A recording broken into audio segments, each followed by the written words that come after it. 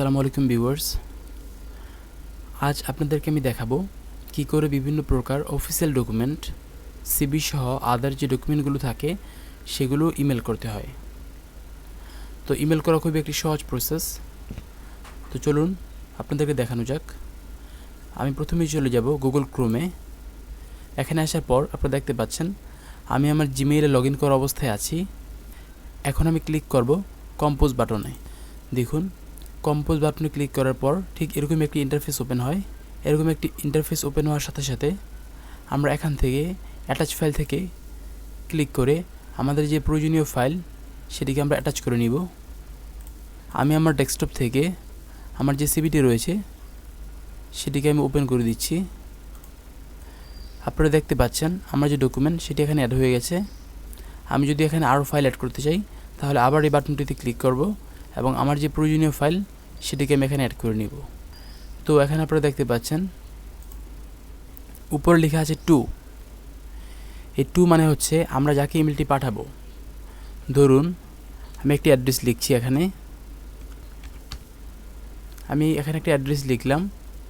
এখন আমি যদি এই অ্যাড্রেসে একটি ইমেল সেন্ড করি তাহলে খুব সুন্দরভাবে তার কাছে ইমেলটি চলে যাবে।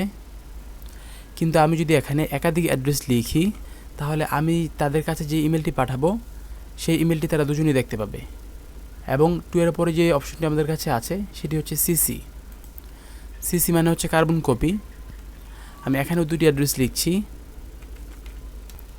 অনেক সময় এমন হয় যে আমাদের অফিসের বসকে মেল করার প্রয়োজন হয় এবং মেল করার সময় আমাদের উপরের যিনি আছেন, উপরের পোস্টে যিনি আছেন তাকে আমরা এই বিষয়টি জানিয়ে রাখতে চাই।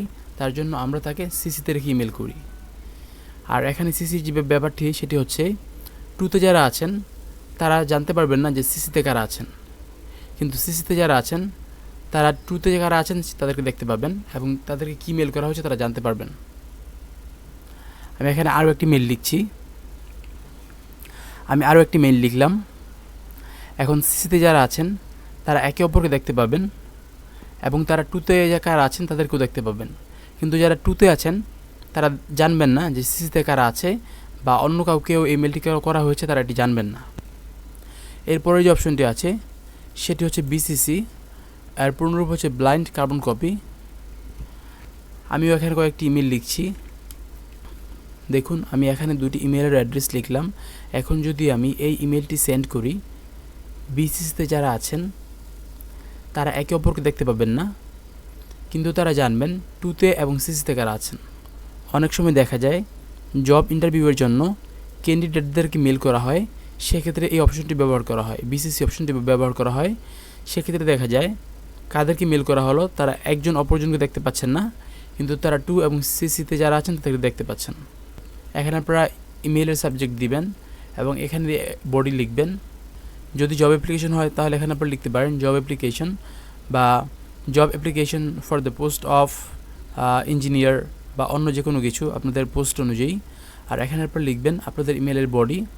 যদি সেটি হয় একটি জবের জন্য সেক্ষেত্রে আপনারা এখানে লিখতে পারেন আপনাদের যে কভার লেটার সেটা এখানে লিখে দিবেন ছোট্ট করে। এখানে লেখার পর আপনারা এখানে সেন্ড বাটনে ক্লিক করবেন, তাহলে আপনাদের মেলটি চলে যাবে।